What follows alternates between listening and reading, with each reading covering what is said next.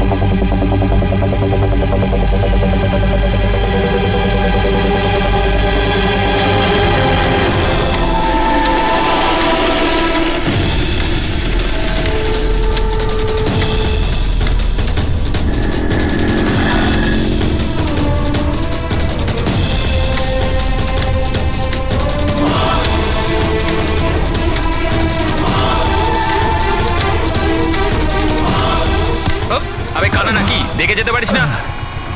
অন্ধই আমি ভাই। আরে ভাই সরি আরে সরি, আমার লাঠি। আমি বুঝতে পারিনি।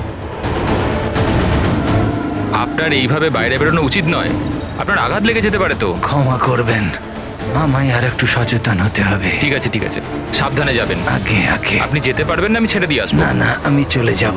ঠিক আছে। Thank you.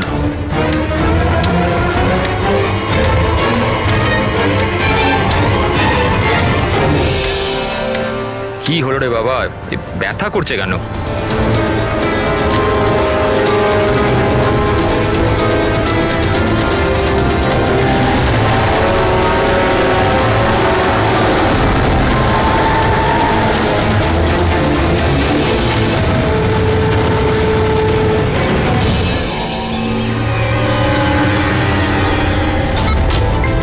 কিচ্ছু হবে না, কিচ্ছু হবে না তোমার। তুমি তুমি তুমি স্থির থাকো। পা ধরো, পা ধরো। Doctor injection fast, quick. Doctor injection দাও তাড়াতাড়ি।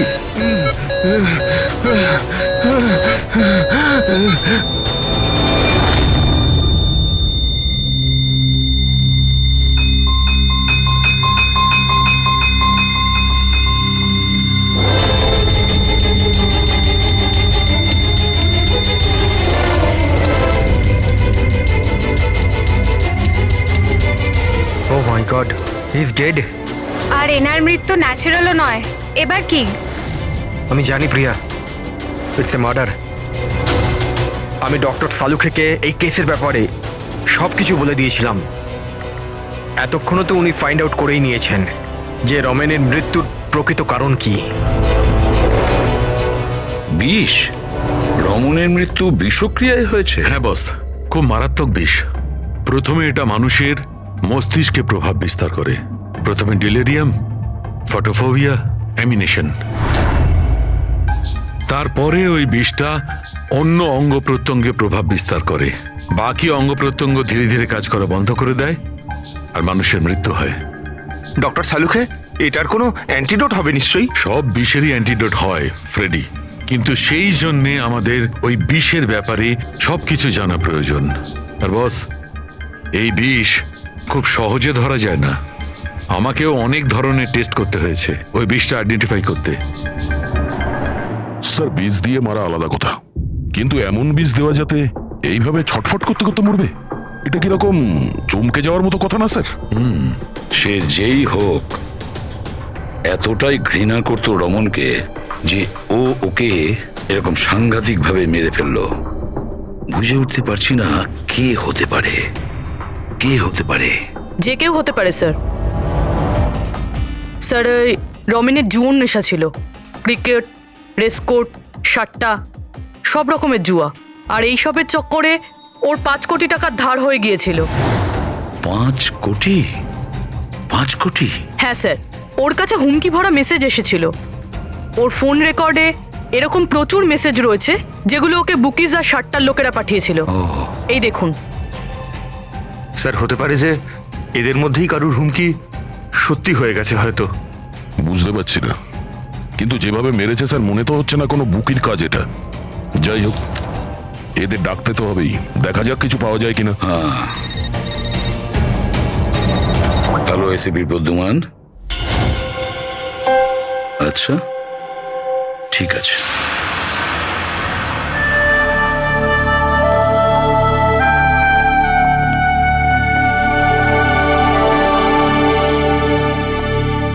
আপনি রমেনের খুড়তুতো ভাই হিতেন। হিতেন, কেউ রমনকে খুন করে দিয়েছে। কি মনে হচ্ছে আপনার, কে করেছে? আমি জানি না স্যার। স্যার, খারাপ কাজের খারাপ পরিণাম, একদিন না একদিন তো এটা হতোই। এবার কে করলো, কিভাবে করলো সেটা তো জানি না স্যার, কিন্তু এতজনের সাথে শত্রুতা, এত টাকা ধার, ওদের মধ্যে কেউই হয়তো। স্যার, আচ্ছা, আপনি ছাড়া পরিবারে আর এর কে কে আছে? মা আছে ওর, কিন্তু এখন উনি কোথায় আছেন সেটা আমি জানি না। আচ্ছা ঠিক আছে, আমাদের ইনভেস্টিগেশন এখনো চলছে, তো বডিটা এখন আমাদের কাছেই থাকবে। আপনি আপনার নাম্বারটা ওখানে লিখিয়ে দিয়ে যান, প্রয়োজন পড়লে আপনাকে কল করে নেব। ঠিক আছে স্যার। Thank you.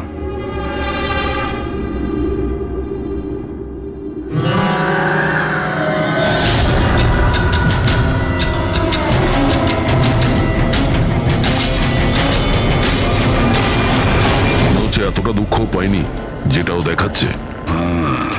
বডি নেওয়ার কোনো তাড়াও নেই, যেতে বলার সঙ্গে সঙ্গে চলেও গেল, কিছু জিজ্ঞাসাও করলো না কবে বডি পাওয়া যাবে। গোলমাল আছে, গোলমাল আছে এই হিতেনের মধ্যে, গোলমাল আছে। ওকে দেখে মনে হয় এই কথাটা কনফার্ম করতে যে রমন মারা গেছে কি না। নজর রাখো ওর ওপরে। রমেন, রমেন বাবা, সাবধানে সাবধানে। রমেন কি হলো বাবা? রমেন, ম্যাম আপনি? আমার ছেলে রমেন, রমেনের কি হলো স্যার? কি হলো বাবা, কি হলো? আমি তো তোর অপেক্ষায় ছিলাম যে তুই আসবি আর আমাকে বাড়ি নিয়ে যাবি, কিন্তু তুই এত দূরে চলে গেলি বাবা। আপনি আপনার ছেলে রমনের সাথে থাকতেন না? আগে না স্যার। আপনি? স্যার, আমার নাম মদন। ভগবান, আমাকে কেন রেখে দিলে? আমাকেও তো নিয়ে নিতে পারতে। মা, নিজেকে সামলাও। আর কত কাঁদবে ওই মূর্খটার জন্যে? ও নিজের কর্মের ফল পেয়েছে। না বাবা, এরম বলো না। ও যেমনই ছিল, ছেলে তো ছিল আমার। কেন, কি এমন করেছিল ও ওনার সাথে? উনি ওনাকে বাড়ির বাইরে বার করে দিয়েছিলেন, রাস্তায় একা একা ছেড়ে দিয়েছিলেন। কি কারণে? বলেছিল মা অনেক দিন হয়ে গেছে, বাড়ি বিক্রি করতে হবে, আর আমার খরচ চালানোর মতনও ক্ষমতা ছিল না, এই জন্য আমাকে ছেড়ে দিয়েছিল। আর তারপর কি করতাম স্যার, ঠিক করে দেখতেও পাই না, কোথায় যেতাম আমি? ওই জন্য পড়ে রইলাম ফুটপাতে, ক্ষুধার্ত, তৃষ্ণার্ত, সহায়হীন হয়ে। হয়তো ভগবানের দয়া হয়ে গেছিল, তাই সে দেবদূত পাঠিয়ে দিয়েছিল। তার চেহারা তো দেখতে পাইনি আমি, কিন্তু সে আমায় তার সাথে যেতে বলেছিল, আর আমি তার সাথে চলে গেলাম। একটা ভালো মানুষ আমাকে এর কাছে নিয়ে গেছিল। স্যার, অ্যাকচুয়ালি আমার একটা সংস্থা আছে, সংহতি বৃদ্ধাশ্রম। আমরা ওখানে চেষ্টা করি যে এই ধরনের বয়স্কদের বাড়ির মতো ভালোবাসার সম্মান দেওয়া যায়। ওনাকে আমি বৃদ্ধাশ্রমের গেটে পেয়েছিলাম একটা চিঠি হাতে, যাতে লেখা ছিল ওনার যত্ন নেওয়ার কথা। আর ওই দিন থেকেই সংহতি বৃদ্ধাশ্রম ওনার বাড়ি হয়ে গেছে।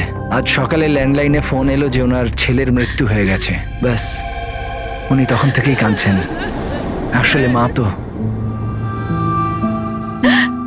আমি আপনাদের কাছে অনুরোধ করছি, এই হত্যাকারীকে ছাড়বেন না স্যার। অবশ্যই শাস্তি দেবেন স্যার, অবশ্যই শাস্তি দেবেন।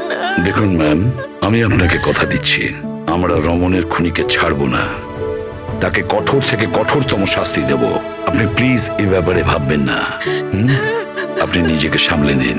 মদন, তুমি ওনার খেয়াল রেখো। আরো একটা কথা, কোনো কিছুর দরকার যদি আপনাদের পড়ে তাহলে নিশ্চয়ই আমাদের জানাবেন। দারুণ ব্যাপার। সারিকা, হসপিটালের ডক্টরের রিপোর্ট অনুসারে এর হাঁটুতে যে চিহ্নটা পাওয়া গেছে, এটা হয় কোনো অ্যালার্জির আর নয়তো কোনো বিষাক্ত ধরনের পোকামাকড়ের দংশনের চিহ্ন।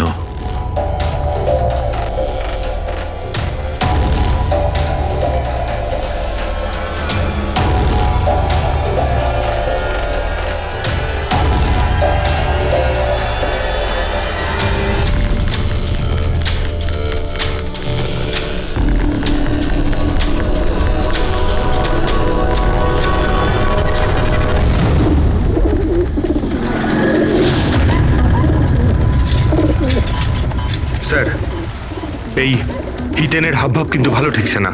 এমন এমন সব লোকজনের সঙ্গে ওর পরিচয় আছে যে ওকে সন্দেহ করাটা স্বাভাবিক। আরও একটা কথা স্যার, কয়েকদিন আগে এই রামানোকে বাড়ি থেকে বের করে দিয়েছিল।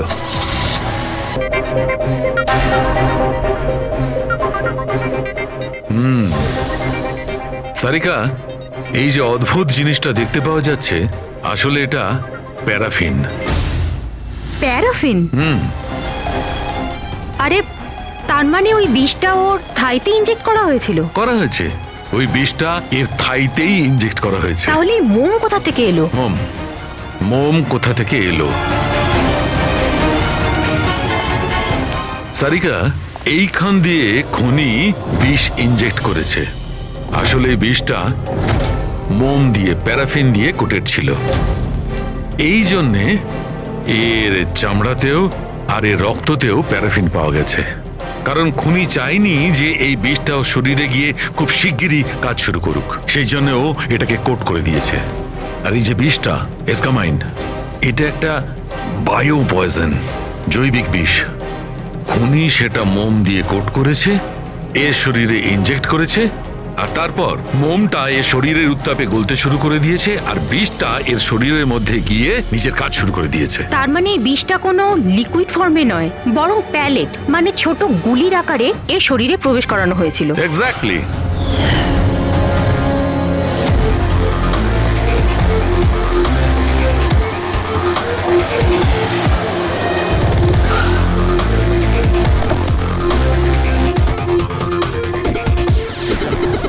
এই হলো সেই কনস্ট্রাকশন সাইট যেখানে রমন ইঞ্জিনিয়ার ছিল। ওর কলিগেরা বলছিল যে এখান থেকে বেরোনোর পরে ওর পায়ে একটু সমস্যা হয়েছিল। কিন্তু এখানে যে সমস্ত ওয়ার্কার্সরা কাজ করে, ওরা বলল যে যতক্ষণ কনস্ট্রাকশন সাইটে ছিল ততক্ষণও ঠিক ছিল। তার মানে যা কিছু ঘটেছে কনস্ট্রাকশন সাইট থেকে বেরিয়ে এসে ঘটেছে, তার মানে এখানেই হয়েছে। এখানে তো আশপাশটা খুঁজে দেখি, যদি কেউ কিছু দেখে থাকে। স্যার, আপনারা যান, আমি একটু চা খেয়ে আসছি। মানে ওই চাওয়ালাকে জিজ্ঞেস করে আসছি যে কিছু দেখেছে কিনা। অভিজিৎ, এই বাচ্চাটা কনস্ট্রাকশন সাইটের সামনে কাগজ বেচছে, ওকে কিছু জিজ্ঞাসা করি।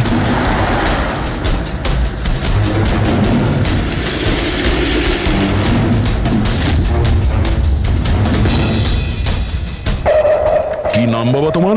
চুটকি। ছুটকি। আচ্ছা, তুমি এটা দেখো তো, এটা এই ছবিটা ভালো করে দেখো। দেখো তো তুমি একে চিনতে পারছো কিনা। হ্যাঁ, এই লোকটা তো আমার কাছ থেকে খবর কাগজ কিন্তু 3 দিন ধরে আসছে না। তাহলে 3 দিন আগে তুমি এই আঙ্কেলকে এখানে দেখেছিলে? হ্যাঁ, একটা লোকের সঙ্গে ধাক্কা খেয়েছিল, ওনার চোটও লেগেছিল। ওই লোকটা কেমন অদ্ভুত ছিল। অদ্ভুত? অদ্ভুত মানে? আবে অন্ধ নাকি, দেখে যেতে পারিস না? অন্ধ আমি ভাই।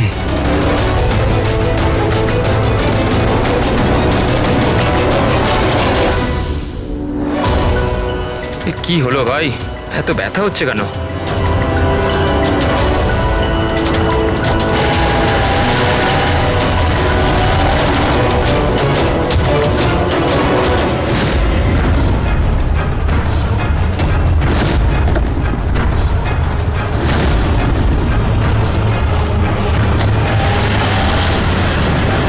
মানে ও অন্ধ ছিল না, ওই হামলা করেছিল রমনের ওপর।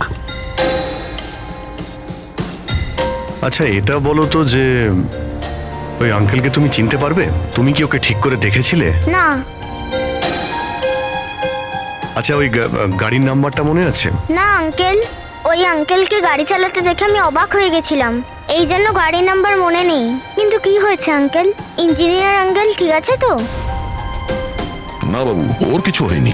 ও অন্য কোনো কনস্ট্রাকশন সাইটে চলে গেছে, এখনো এখানে আসবে না। Thank you. হ্যাঁ, তুমি এখন নিউজ পেপার বিক্রি করছো, তুমি স্কুলে যাবে না?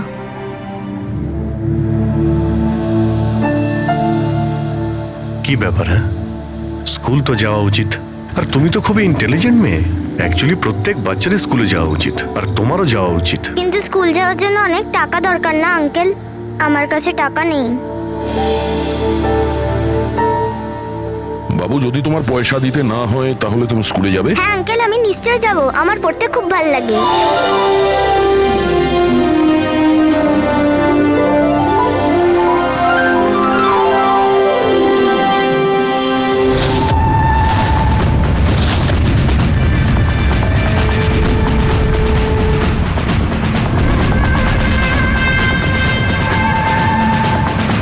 সমীর, এবার তোমার পালা।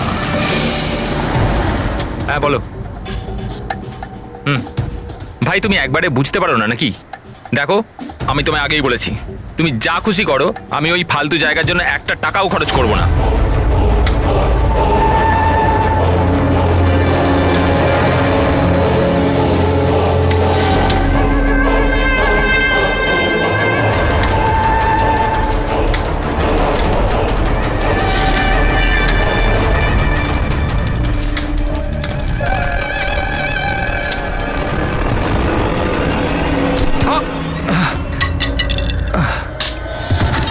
ওই দেখতে পাল আমার আমার লাঠি। Sorry sorry sorry sorry sorry I am sorry এই তো লাঠি। I am sorry, extremely sorry. আপনার কোথাও লাগেনি তো? আপনি ঠিক আছেন তো? আমি আপনাকে কোথাও ছেড়ে দিই? না না, আমি ঠিক আছি, আমি চলে যাব। আপনি আপনি ঠিক আছেন তো? হ্যাঁ আমি আমি আমি আমি ঠিক আছি। আপনি সাবধানে যাবেন। হ্যাঁ ঠিক আছে, আপনি সাবধানে যাবেন। ওকে, থ্যাংক ইউ। হ্যাঁ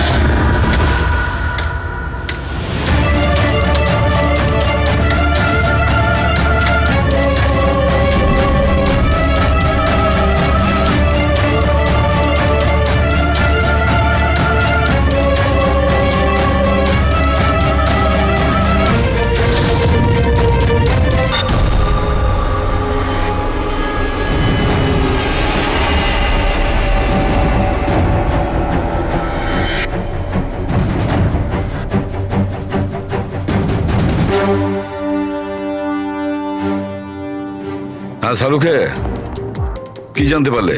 বস, এই লোকটাকে যে বিষটা দেওয়া হয়েছে সেটাও কোনো গাছ থেকেই তৈরি করা হয়েছে। কি, এটাও কোনো গাছ থেকে? হ্যাঁ বস, কিন্তু এটা কি ধরনের বিষ সেটা সারিকা এক্ষুনি জেনে যাবে। এই বিষটার নাম রিকিউনিস কমিউনিস, আর এই বিষটা আগের বিষটার থেকেও অনেক বেশি বিষাক্ত আর ভয়ঙ্কর। রিকিনেস, এটা কোনো গাছের নাম নাকি? হ্যাঁ ফ্রেডি, এটা একটা গাছের নাম। আর বস, এটা কোনো সাধারণ গাছ নয়, সহজে পাওয়া যায় না। আর খুনি যে কেউ হোক, বস ওর গাছপালা সম্পর্কে খুব ভালো জ্ঞান আছে। হ্যাঁ হ্যাঁ, সেটাই তো হওয়ার কথা এই গাছের ব্যাপারে। তাই তো। কিন্তু স্যার, এই খুনটার কারণ কি হতে পারে? আমরা তো রামানের খুনের কারণ জানি না, সমীরেরও না, আর দূর দূর পর্যন্ত এদের নিজেদের মধ্যে কোনো সম্পর্কও ছিল না। স্যার, সমীর আর রমনের মধ্যে একটা জিনিস তো খুবই কমন। কি? মাই গড, তাহলে এটাই সেই সূত্র যেটা সমীর আর রমনকে যুক্ত করে? তাহলে কি দুজনে একই ভুল করেছে? হ্যাঁ স্যার, রমনের মতো সমীরও তার বুড়ো ক্যান্সার আক্রান্ত বাবাকে বাড়ি থেকে বের করে দিয়েছিল। ওদের ব্যাপারে জিজ্ঞাসাবাদ করতে গিয়ে আমাদের এমন একজনের সঙ্গে আলাপ হয়, যিনি সমীরের বাবাকে খুঁজতে সাহায্য করলেন আর এই কেসটার একটা দিকও খুলে দিলেন। সে কে? স্যার, ইনি doctor Dinesh, hello sir. Cancer সেন্টারের এইচওটি। সমীরের বাবার চিকিৎসা উনিই করছিলেন। ডক্টর দীনেশ, একটা কথা আমাকে বোঝান। সমীর যখন তার বাবাকে বাড়ি থেকে বের করে দেয়, তাহলে সমীরের বাবা, মানে বলতে চাইছি সমীরের বাবা আপনার ওখানে কিভাবে পৌঁছলো ক্যান্সার সেন্টারে? কেউ ওনাকে হাসপাতাল পৌঁছে দিয়েছিলেন। আমি হাসপাতাল পৌঁছেছিলাম যখন আমি ওনাকে দেখলাম একটা চেয়ারে বসে কিছু বিড়বিড় করছিলেন, হাতে একটা খাম ছিল। আমি জিজ্ঞেস করলাম, আপনি কে? কিন্তু উনি কিছু মনে করতে পারলেন না। আমি ওনার হাত থেকে খামটা নিলাম। টাকা ছাড়াও একটা চিঠিও ছিল, তাতে লেখা ছিল উনি ক্যান্সারের পেশেন্ট, আর আমরা যাতে ওনাকে এখানে ভর্তি করিয়ে চিকিৎসা শুরু করি। অ্যাডমিশনের জন্য যে টাকাটা লাগবে সেটা খামের মধ্যে আছে, আর চিকিৎসার যা খরচ সেটা হাসপাতালের অ্যাকাউন্টে ট্রান্সফার হয়ে যাবে। ওনার বয়স আর অবস্থা দেখে আমি ওনাকে অ্যাডমিট তো করে নিলাম, কিন্তু আমি চিন্তায় ছিলাম যদি টাকাটা না পাওয়া যায়। কিন্তু ভগবানের অনেক কৃপা, পরের দিনই চিকিৎসার সমস্ত টাকা 10 লাখ টাকা হাসপাতালের অ্যাকাউন্টে ট্রান্সফার হয়ে গেছিল। 10 লাখ টাকা? কে কি ট্রান্সফার করেছে? স্যার 100% খুনই করেছে। স্যার ব্যাংক ডিটেলস থেকে জানতে পারবো? জানতে পারা গেছে অ্যাকচুয়ালি টাকাটা সমীরের ওয়াইফ রত্না দিয়েছিল। এইসব আমার ভুল স্যার। আমার জন্য সমীরের প্রাণ চলে গেল। আমি ওকে বলেছিলাম বাবার দেখাশোনার জন্য খুব প্রবলেম হচ্ছিল, আর সব সম্পত্তি আর সব আমাদের নামে হয়ে গিয়েছিল। তাই আমি সমীরকে বলে বাবাকে বাড়ি থেকে বের করে দিয়েছি। লজ্জা হয় না তোমার? সমীরের বাবা তোমারও বাবার মতনই, তাকেই বাড়ি থেকে বের করে দিলে। তাহলে এসব করার পরেও ওনার ট্রিটমেন্টের জন্য 10 লাখ টাকা কেন দিলেন? আমাকে কেউ হুমকি দিয়েছিল স্যার, যে বাবার চিকিৎসার জন্য 10 লাখ টাকা না দিলে ও সমীরকে আর আমাকে মেরে দেবে। স্যার আমি ওনাদের 10 লাখ টাকা দিয়ে দিয়েছি, তাও ওরা সমীরকে মেরে ফেললো।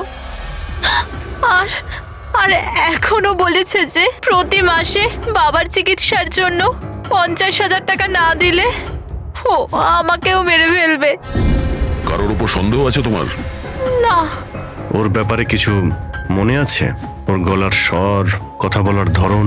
কিচ্ছু মনে নেই স্যার, প্লিজ আমাকে বাঁচিয়ে নিন স্যার। আমি মরতে চাই না স্যার, আমি বাবাকে বাড়ি নিয়ে আসবো। আমি এখন থেকে ওনার সব সময় দেখাশুনো করব, ওনার কোনো কষ্ট হবে না স্যার। প্লিজ আমাকে বাঁচিয়ে পাবেন নিন না। Sir, please. আপনার কিচ্ছু হতে দেব না, কেমন? পুরবিয়া কাজ করো, যে নাম্বার থেকে ওকে হুমকি দেওয়া হতো সে নাম্বারটা নাও আর দেখো কোথাকার। আপনি যান। চলুন।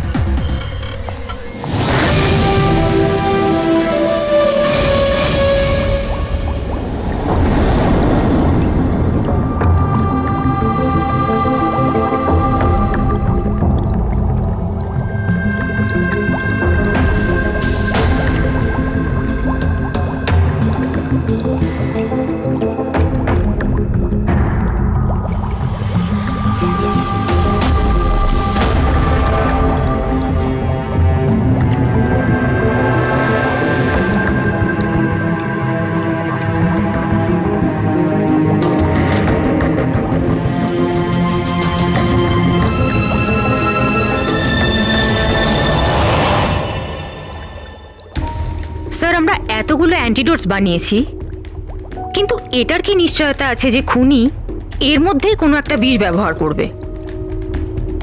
এবার আর যাই করি, আমরা খুনির মাথার ভেতরে তো আর ঢুকতে পারবো না।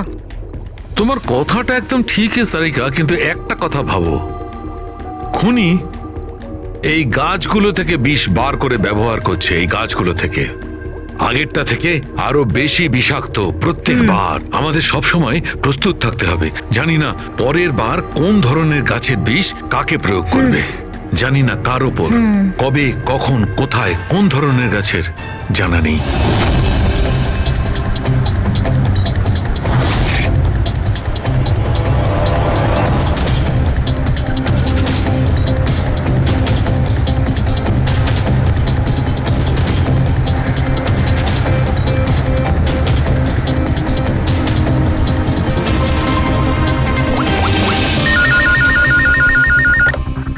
হ্যালো।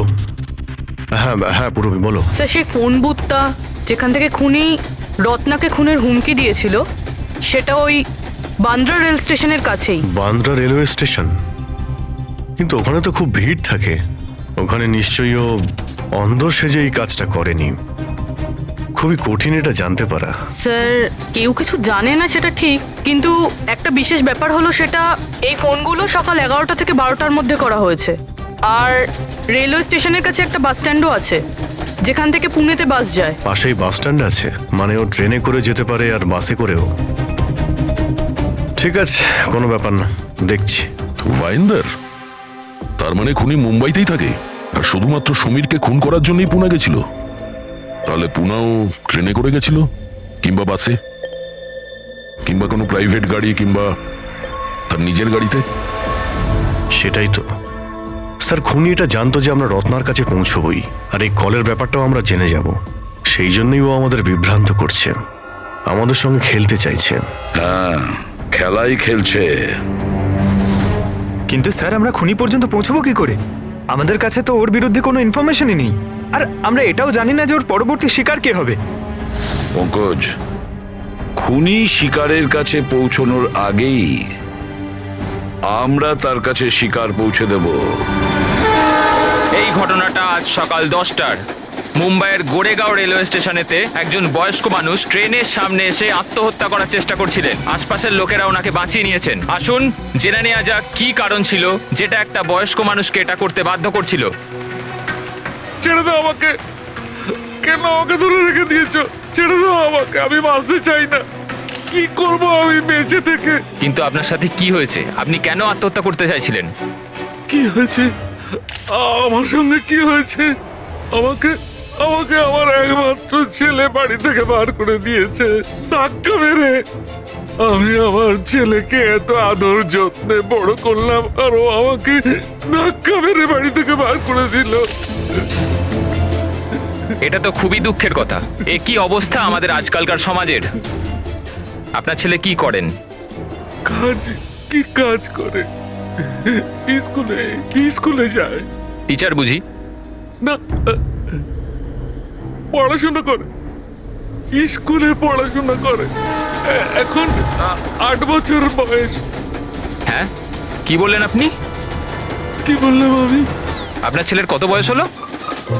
কত বছর বয়স? আপনি যে বললেন 8 বছর বয়স। আমার ছেলে 8 বছর বয়স মাত্র আমাকে ঘর থেকে বার করে দিল, আমি মরেই যাব। আপনারা শুনতেই পেলেন, ইনি দাবি করছেন যে এনার 8 বছরের ছেলে এনাকে বাড়ি থেকে বের করে দিয়েছে। কি এমন ঘটেছিল? কে এই 8 বছরের বাচ্চা? রেল লাইনে মাথা দিচ্ছিলেন যে বয়স্ক মানুষ, তার 8 বছরের ছেলের খোঁজ আমরা পেয়ে গেছি। আসলে তিনি একজন 33 বছরের সফটওয়্যার ইঞ্জিনিয়ার। বয়স্ক মানুষটির মস্তিষ্কের সমস্যা থাকার জন্য উনি এখনো ছেলেকে 8 বছরেরই ভাবেন। ওনার ছেলে আমেরিকায় থাকেন আর সে ওনাকে বাড়ির বাইরে বার করে দিয়েছেন, আর তারপরে বয়স্ক মানুষটি আত্মহত্যা করার চেষ্টা করেন। আসুন আসুন ওনার ছেলেকে জিজ্ঞেস করি উনি এটা কেন করলেন। স্যার 1 মিনিট স্যার, একটা প্রশ্ন ছিল। স্যার, এটা কি সত্যি খবর যে আপনি আপনার বাবাকে বাড়ি থেকে বার করে দিয়েছিলেন? হ্যাঁ, এটা সত্যি। স্যার আপনি এটা কেন করলেন? আপনার কি এটা একদম খারাপ লাগলো না? হ্যাঁ, বার করেছি আমি, আর খারাপও লাগেনি। আপনি চেনেন ওনাকে? আপনি কখনো সহ্য করেছেন? ওনার অ্যালজাইমার আছে, ওনাকে সামলাতে সামলাতে পাগল হয়ে যাচ্ছি আমি। আমার একটা নিজস্ব জীবন আছে, আমার ওয়াইফ আছে, বাচ্চা আছে। কি করব আমি? আরে কতদিন ধরে টাকা খরচা করে ওনার ট্রিটমেন্ট করাবো আমি, আর কিচ্ছু নেই আমার কাছে। কি করে ট্রিটমেন্ট করাবো ওনার আমি? আরে আমাদের পেছন ছাড়ো তুমি, এখান থেকে দূরে কোথাও চলে যাও। বিরক্ত হয়ে গেছে আমি তোমার থেকে। এই নাটক দেখার জন্য এখানে দাঁড় করিয়ে রেখেছো, এবার আনন্দ পেয়েছো তো? চলে যাও এখান থেকে। Sir sir sir sir sir sir, আপনিও তো কখনো ছোট ছিলেন। ইনি আপনাকে পড়াশোনা শিখিয়ে বড় করলেন, আপনাকে মানুষ করলেন, আর আপনি ওনাকে বাড়ির বাইরে বার করে দিলেন। ভালোবাসা উদলে পড়ছে? হ্যাঁ, যা যা তুলে নিয়ে যা। মাথা খারাপ করো না আমার। তোমার যা করা ছিল তুমি করে নিয়েছো, এখানে ডেকে আমাকে। শান্তি পেয়েছো তো? টাকা কামিয়েছো? যাও এখান থেকে। তাহলে দেখলেন আপনারা কিভাবে একজন ছেলে তার বাবাকে বাড়ির বাইরে বার করে দিলেন। এবার এই বয়স্ক মানুষটি কোথায় যাবেন? কার ভরসায় বাঁচবেন? ইনি এনার সারা জীবনের পুঁজি ছেলের উপর খরচ করেছেন, আর সেই ছেলেই আজকে এনাকে বাড়ির বাইরে বার করে দিয়েছে।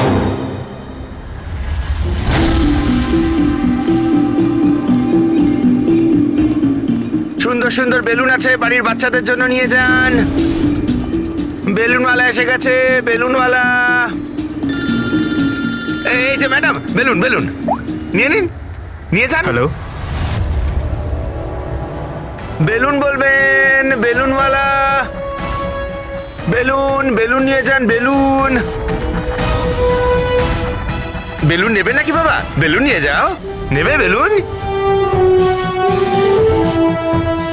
বেলুন, বেলুনওয়ালা বেলুন। বেলুন নিয়ে যান।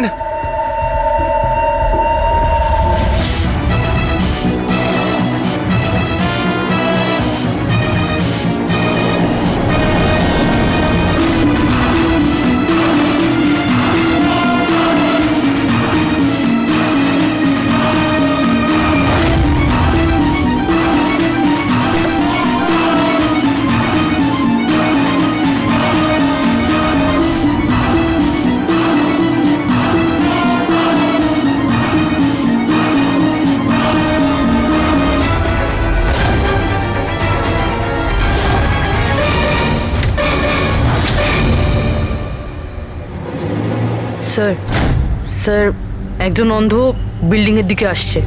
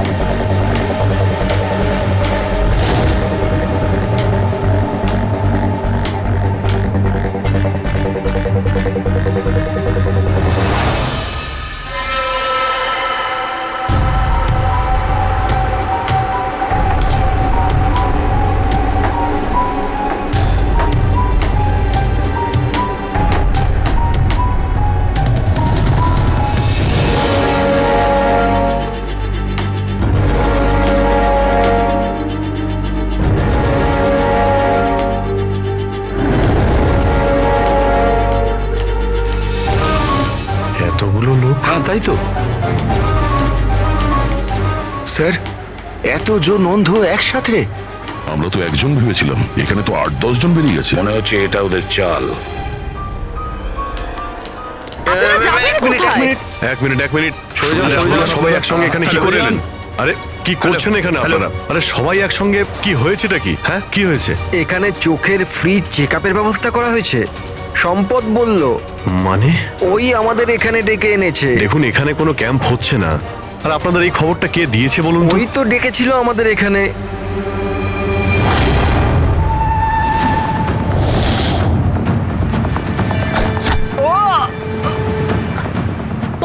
পঙ্কজ পঙ্কজ পঙ্কজ? পঙ্কজ? আরে ওই তো, ধরো ওকে। চল পঙ্কজ।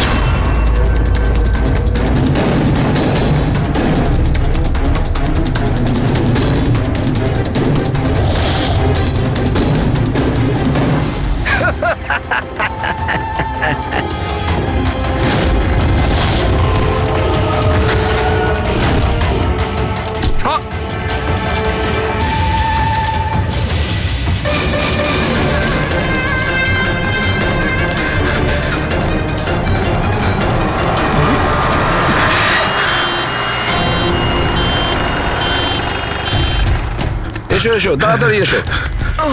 পঙ্কজ, তোর কিচ্ছু হবে না। কিচ্ছু হবে না। পঙ্কজ একে অ্যাম্বুলেন্সে নিয়ে যাও।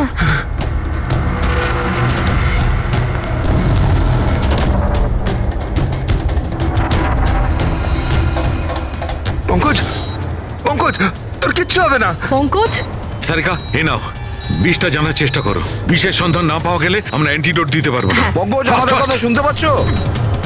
পঙ্কজ, ও শুনতে পাচ্ছে না। ওকে ঘুমোতে দিও না। আই উইশ আমাদের কাছে অ্যান্টিডোজটা আছে, না হলে ওকে আমাদের হসপিটালে নিয়ে যেতে হবে। অ্যান্ড আই এম শিওর এই বিষটা আগের বিষটার থেকে অনেক বেশি সাংঘাতিক। সারিকা একটা কাজ করো, ন্যাশনাল বায়ো সেন্টারকে ফোন করো আর ফোনটা আমায় দাও।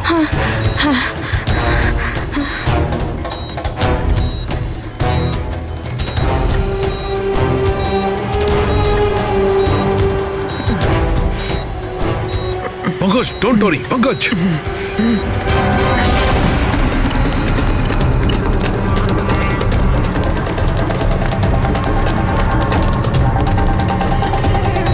স্যার মাই গড, এটা হতে পারে না।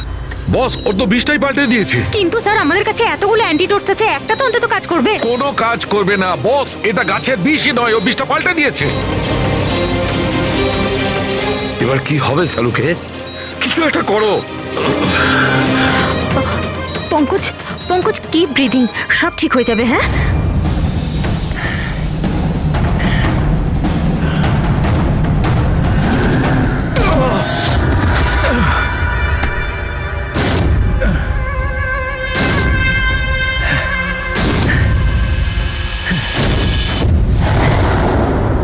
স্যার আমার নাম মদন। এসব তুমি করেছো? কেন আমার পেছনে পড়ে আছো? আমি যেটা করেছি ঠিক করেছি। তুমি বলছো এগুলো করে ঠিক করেছো? আমি শুধু খারাপ লোকেদের শাস্তি দিয়েছি।